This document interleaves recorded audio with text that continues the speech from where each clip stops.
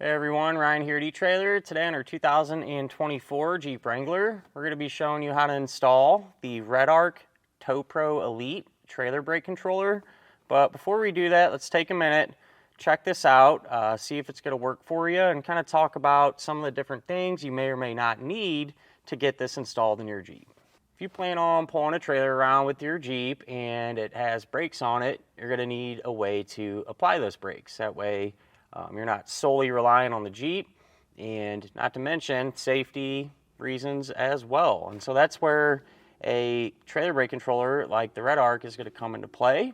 Whenever you hit the brakes in the Jeep, it'll apply the brakes in your trailer, bringing you to a safe and predictable stop. With that said, this one will work in just about any scenario. It's a really versatile brake controller. It'll work with trailers that have up to 3 axles. So more than enough for pretty much any trailer that the Wrangler is going to be pulling around.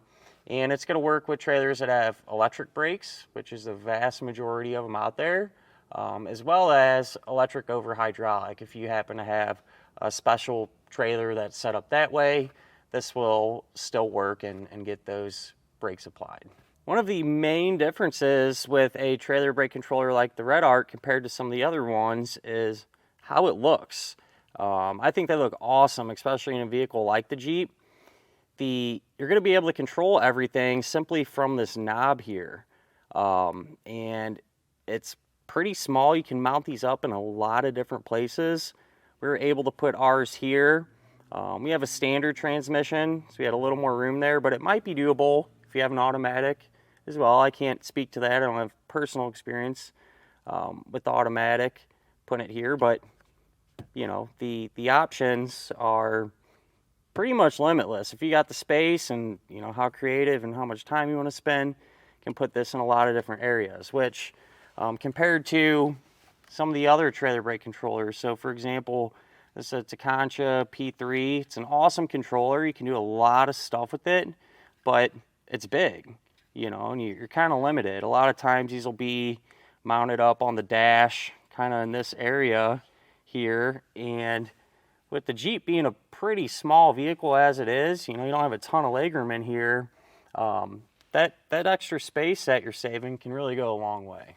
Something that's pretty nice about this is you have a couple of different modes that you can go in. So what I usually recommend is to leave it in proportional mode for the majority of situations. That's what we have it in now. And in proportional mode, what that means is however hard you hit the brake in your Jeep, the trailer's brakes are going to match that pressure. So for example, let's say if you're, you know, halfway on the brake, trailer's going to do the same thing. On the other hand, if you have to slam your brake on in an emergency situation or something like that, trailer's going to respond the same way. So you're almost stopping as one whole cohesive unit. You can also change this into user control mode. And to do that, you'd rotate the knob all the way to 0 counterclockwise, hold down the brake, and push the knob twice, let off the brake. And you can see it change to a green color. And you would use this if you more or less want ultimate control of your trailer's braking. So a lot of people use this when they're going overlanding or off-roading.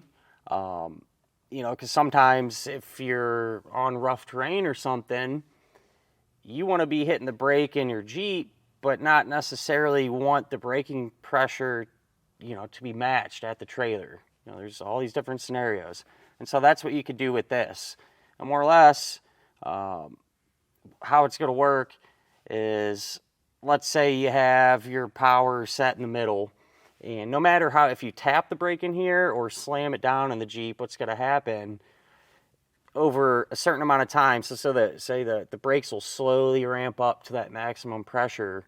Like I said, regardless if you're barely on it in here or have it completely matted down to the floor. So having those options, if you find yourself in those different scenarios, especially if you do plan on overlanding or anything like that, that's where that mode would really come into play.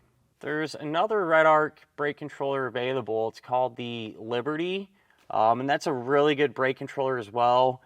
Shares a lot of the same features as the Elite. really not a ton of differences there. There's some minor ones, but the two big ones that the Elite has that the Liberty does not is that user control mode. And the Liberty can only handle trailers that have up to 2 axles, which, you know, isn't a big deal for a vehicle like the Jeep. You're probably not pulling around triple axle trailers. But if you know, if you find yourself in that situation where you don't think you'll ever use that user control mode, the Liberty could be a great alternative for you. With the knob, it has the numbers on it, 0 to 10, and that lets you adjust your braking force, which more or less just kind of helps determine how aggressive the brakes are going to become on the trailer. So a good starting point's usually 5, right there in the middle. You kind of fine tune it from there. But, you know, an example where you'd use this, let's say if your trailer's unloaded, probably don't need a whole lot of help, right? You might be able to dial that down to 2 or 3, something like that. You get it loaded down heavy, need them brakes, a little more braking power, a little more aggressive, you could ramp it up to 7 or 8 or whatever number works best for you. So you do have some adjustability there. With this button, if you push down on it, that's going to be the manual override button. So when you do this, it's going to send power back just to the brakes, or I'm sorry, just to the trailer's brakes. So you'd use that in the event of a sway situation. You know, if the trailer kind of starts to get away from you a little bit on a windy day or something along those lines, you can always push that down and slow the trailer down, get it straight behind you again and back under control. As far as getting this installed, how complicated it's going to be really just depends on your particular Jeep. You know, we get a lot of these in here and it seems like they're all kind of set up a little bit different. You know, I've come to the conclusion that primarily there's going to be 3 different scenarios. The first thing that you're going to check for, that I check for, is to see, look on the back of your Jeep, if you have a factory 7-way. If you've got that trailer connector back there. If you do, then I recommend moving in to the driver's side, looking underneath the dash area, on that side kick panel. Some of these will have a brake controller plug right there, ready to utilize from the factory. If you see that, just to go a step further, pop the hood, look in your fuse box, and you'll see, you know, anything related to trailer brakes or anything like that. Look in there, see if the fuses are in place. If they are, chances are really good you can use this kit that just comes with a little pigtail adapter that plugs into the connector under the dash, right into the brake controller. And that's about as simple as it gets. You mount these components up, and that's really all there is to it. And then you kind of have a hybrid situation, which is what we ran into today, where we have the factory 7-way back there, but do not have that brake controller plug underneath the dash. Once I realized that, I looked for a a wire underneath the hood, which I'll go ahead and pop that and show you what I'm talking about real quick.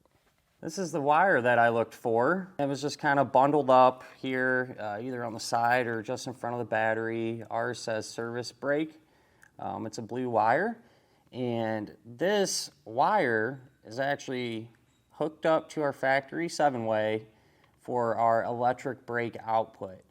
And like I said, we kind of had a hybrid deal going on there. So we were able to use a brake controller and an installation kit and a couple other small pieces and parts to get everything hooked up and working properly. So if this is your particular scenario like it was ours, you can use that wiring kit that has a couple of the parts and pieces as far as the electrical items go. And you would also need to pick up a stoplight switch kit. It's made by Roadmaster. Pretty simple to put on. And by doing that, that will allow our brake controller to have a brake signal or brake input signal that it needs to operate correctly. And last but not least, if you don't have anything back there, right, you go to check, you don't have that factory 7-way or any of this other stuff that we talked about, you're going to need quite a few things. You can pick up the universal brake controller install kit that we carry here at eTrailer. a couple of brackets, as well as that stoplight switch that we just talked about. And so if that's your setup, be a little more involved for sure, not to mention to even build the brake controller install kit, you need something to work with, right, to begin with, to build off of. And, you know, if you don't have any trailer wiring at all, you'll have to start with a 4-way flat trailer wiring harness. We carry a couple of them here. You'd get that in, utilize that in conjunction with the brake controller install kit, the brake controller, and the stoplight switch. It's not that it's really complicated, it's just a lot of wiring.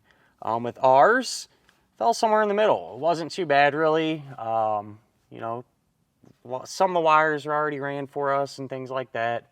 And then if you have the full kit kind of already, you know, your factory connectors in place and everything, it's going to be as easy as it gets. But hopefully that helps you out and helps you get going in the right direction and figuring out what parts you're even going to need to begin with.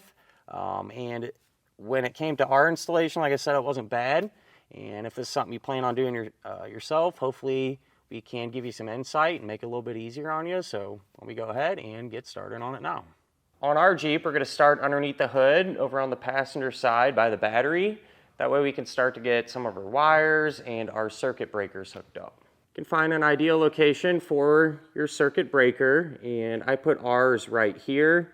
You want to put this somewhat close to the battery. That way, you know, the majority of the circuit is going to be protected. So we're about a foot away, pretty good shape.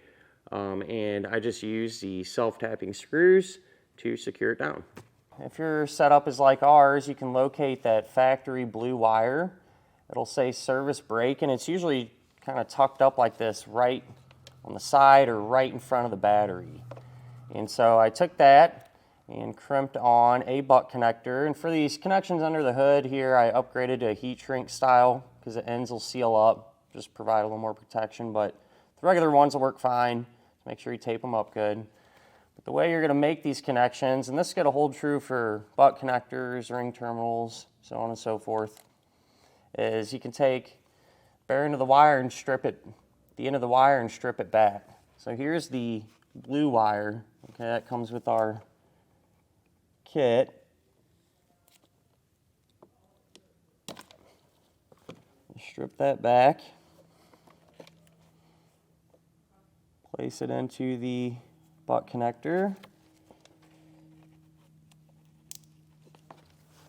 Crimp it down. And with these heat shrinks, you can come back with a heat source and seal them up.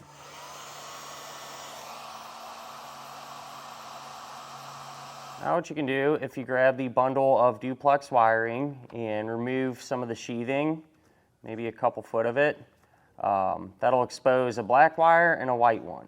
The white one we're going to use as a ground. All right, so I just ran that along through this harness over by our battery and stripped it back and crimped on a ring terminal. And I'm going to attach this to this post here.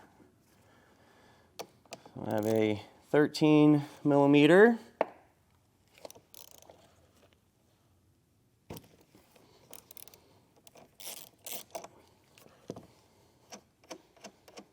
And we'll remove this nut.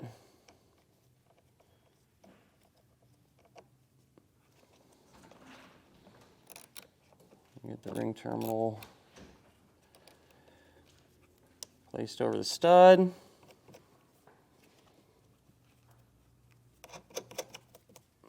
And tighten it down.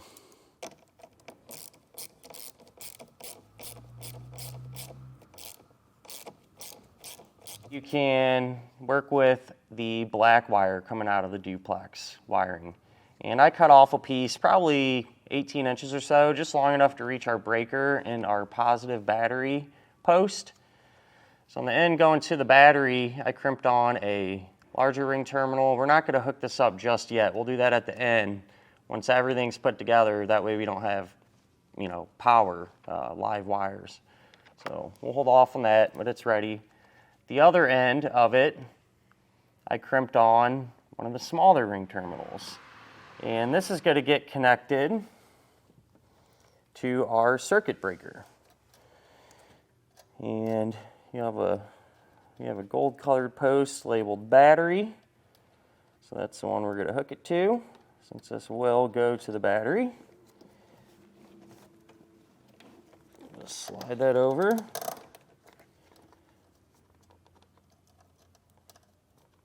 We'll tighten this nut down. You can use a 3/8 socket to snug this one up, and with these you can get them hand tight and then just bump it maybe a quarter turn or something. You don't have to get carried away really cranking down on these. Just make sure it's good and snug.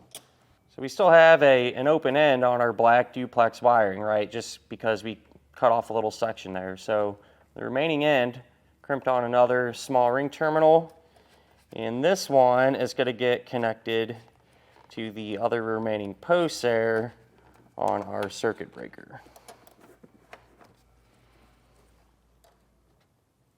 At this point we can route some of our wiring inside of the Jeep. So we'll have our blue wire and then our duplex wire. And I just ran it across our firewall here loosely. You know, once we're done, we come back and zip tie everything up and make it look better. But it just goes all the way across to the driver's side. As far as getting those wires inside of the Jeep, if you have an automatic transmission, which the majority of these are, at least from my experience, right in the corner here, there will be a grommet, probably 1.5 inches in diameter, that you can poke a hole through and run the wires right in through there. It's super easy. But if you have a stick shift or manual transmission like we do, that opening is going to be utilized for our clutch system. So what we had to do, I just went further down the firewall and actually just drilled a small hole and used a bushing to get our wires fed through there and inside the cab. Inside of the cab, this is where our wiring came in, just to give you a better idea. And for those of you with that automatic transmission, it'll be in the same general area, but just up a little bit higher, maybe 6 to 10 inches. So what I've done, I took the wiring that we ran in here, stripped the ends back, and then I took our Redarc adapter plug there, and on all 4 of those ends, crimped on butt connectors. And with how ours is set up here, since the black wire that we ran in here is going to be power, that'll get hooked up to the black wire on our Redarc plug. White wire from the Redarc plug, that's going to be our ground. And so the white wire that we ran in, and so that controls. We'll get those hooked up together. And then the blue wire, that's hooked up to that factory blue wire, which goes back to our 7-way. So that's the electric brake output. And so the blue wire from our Redarc plug. As far as this red wire, so this is going to be a brake signal.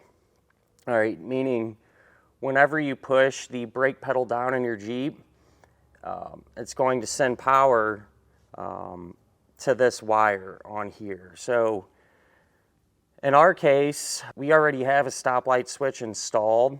It's because this vehicle was set up to be flat-towed or pulled behind a motorhome, and that was one of the requirements that they needed. Pretty convenient for me, it's already there. I just got to tie the wire into this. But for those of you that are starting from scratch and doing this, you can use that stoplight switch, and there's quite a few installation videos on how to get that done. So if you were putting it on, one of the wires from the Roadmaster stoplight switch would get hooked up to power, and then the other wire coming out of that stoplight switch, that's what you would hook up to here. I got our brake signal hooked up, which is this wire here. Same way we did the others. And what we can do now is figure out where we want our adjustment knob mounted up. That way we can more or less determine where we can mount up the actual brake controller box, because the wiring that goes from the adjustment knob to the box is somewhat limited. You know, we got a decent amount to work with, but what I want to avoid doing is mounting up the box, mounting up the switch, and then realize it's not going to reach. So that's what we'll tackle next. You have quite a few options on where you can put this switch. Really, the limitations will be, is this going to fit, you know, whatever panel you put this on? Is it going to be enough room back there? And the panel thickness too. I forget the exact thickness requirement, because if it's super thick, you know, this isn't going to poke through and reach. So refer to your instructions. Usually what I do on these Jeeps is put that knob somewhere in this area, because it's pretty wide open back here. This piece just pops off, and it's really easy to work with and see what's going on. And it's still pretty easy to see and get to and operate. Our neighbor here today has something else in mind, and we're going to try this out. And that is going to be right here in this area. So I lifted this up. It looks like we should have adequate room. You know, keep in mind too, this is a standard transmission, so an automatic might be a little bit different. And you know, if you're going to be able to put it there or not. I was able to start to get our cable routed, and since we're going to be putting the adjustment knob right here, you're going to make sure, if you're doing it this way, that the white end of the cables is here, because this is going to be the side that plugs into the switch. And I just started to run it towards the front, and it kind of comes over towards the driver's side. You can push it through there, where it'll come out. You can kind of get your hand in there, that opening, and push it out through. And I just tucked that wire up into here, like that. And I determined, you know, we got a decent amount of length to work with here. So I determined where we can potentially mount up our actual brake controller. And I think what I'm going to do is something along the lines like this. There's a plastic, a flat panel here. You know, I talked about this door earlier, just literally unsnaps. And I think I might do something like this to get it secured. What I've done in the past too, it seems like some of these Jeeps are all set up a little different. What I've done in the past too is use brackets to bolt it to here and set it up like this. Or, you know, if you got the room, you could always do something like that. Pretty much however you want, you can do. Just make sure you don't zip tie this to like a bundle of wire, something that can move around easily. Make sure it's on a good solid surface. With it being so tight in here, what I'll probably do is just go ahead and get this mounted and show you how it looks once I have it done. What I'll probably end up doing is just use some self-tapping screws here on the sides, and maybe even, depending on how good of a bite they get or things like that, I might even put some sticky tape on the back of this as well. But you know, position it where your wiring is going to make sense too. So for example, our you know, bigger end is going to come from the top. So I want to mount this part of it towards the top. That way it plugs in cleanly. Same thing, where the switch or the adjustment knob wiring is going to plug into, that's coming up from the bottom. So I'll have that facing down. Here's how it turned out. I just used a piece of sticky tape for good measure on the back, stuck it to the panel there. Doing it that way made it a lot easier to actually run my screws in as well. So I just used 3 of them, 2 at the bottom, 1 on the top right, and that'll be more than sufficient to keep this secure. And then I took our connector plugs like we talked about. Simply just plugged them right into place. If you have any loose wiring or anything like that, you can secure it with some zip ties. When you're doing that, just make sure to avoid any moving parts, you know, your steering column and things like that. And with that done, we'll just push our panel back into place. I just removed this section here to make it easier to see what's going on. To do that, there's one little connector that I unplugged, and then where the shifter was, you know, that the shifter boot came down into here, and I just squeezed on the clips and pulled it out, and that separates this whole piece. and we're going to put the knob right here in this area. And so what I'm going to do, I'm going to flip this over on the back side because we have to clear all this stuff. I'm going to take, they give you this template, I guess you could call it. Take that and mark the center of it. That way I can drill a small pilot hole, and we can flip this over and work from the other side just because we got more room there.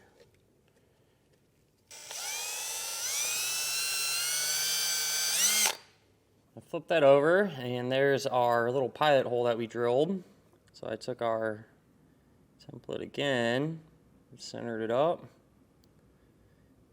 mark the final opening out of the final size that it's going to be. The drill bit that we're going to use is a 25/64 in diameter, kind of an odd size, but more or less this is just one step above a 3/8. So if you don't have this one, you can always use a 3/8 and just wallow it out a little bit. I'll take this and get it drilled out.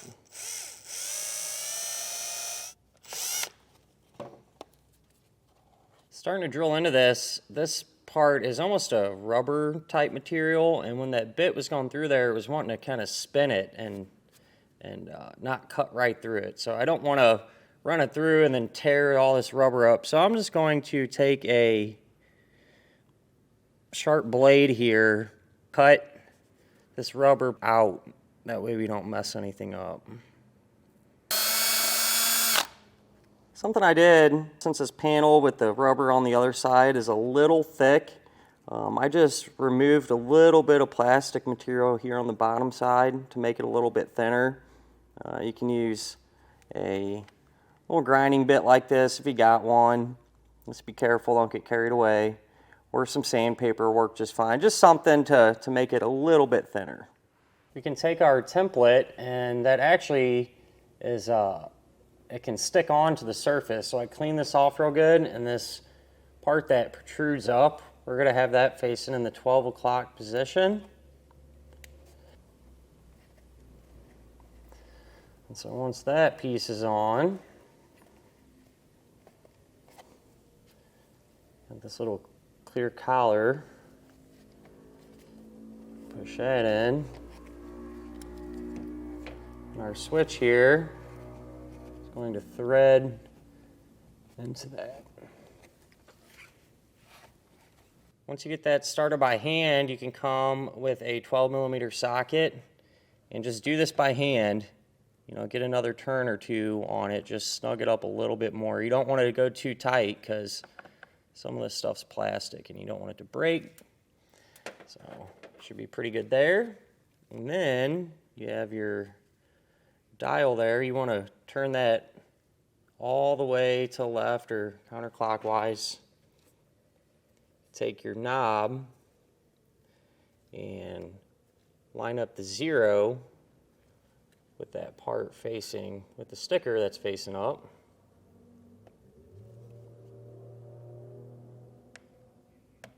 And it just pushes right on. Moving back to our vehicle with that all done, we'll grab the cable that we run up in here.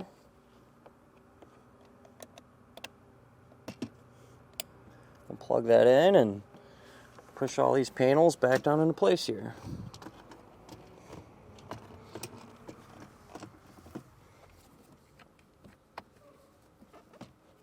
Don't forget to plug in any electrical stuff that you might have disconnected.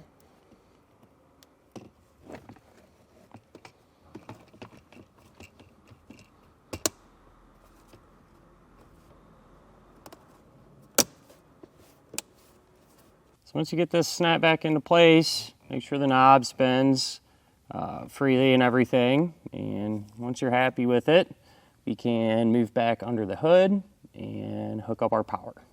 When we hook this up to power, where your positive battery post is, In some cases, well, not all of them really, but you'll have this third post, which 99% of the time nothing will be hooked up to it.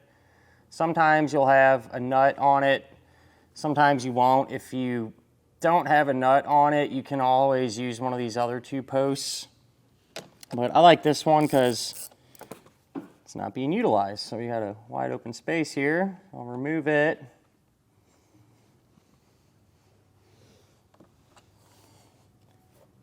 Take our ring terminal, slide that on,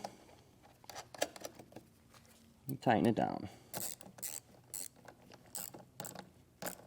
Now that we got power, I plugged in a test box to the back of our 7-way, which is simulating a trailer. And you can see that we have power and everything. Now I'm going to turn this up. If I push down on it, we should have power getting sent back to our test box because this is a manual override, which I hear it going off right now, so we're good as far as that goes. You can see it flashing green and blue. That means it needs to be calibrated. And to do this, you can just drive around like you normally would. You don't have to have a trailer hooked up. I personally don't leave one hooked up when I calibrate them because my thought is, you know, I would rather the brake controller be calibrated before I tow a trailer around. And really, if you have a trailer hooked up to it, the only benefit is going to be that you can see the light go to a solid blue, which means it's calibrated. Without a trailer hooked up, you won't see that happen. But you just drive around like you normally would. And once you do several normal braking cycles, this will be calibrated. Usually don't take that long, maybe 10 to 20 times of stopping. And turns that solid blue, and you're in good shape. So I drove around and made our braking sequences and got this to calibrate. And like I said, it didn't take long, maybe 10 stops probably. It's solid blue, and we know we're in good shape. So with that done, that will finish up our look at and our installation of the Redarc Tow Pro Elite Trailer Brake Controller on our 2024 Jeep Wrangler.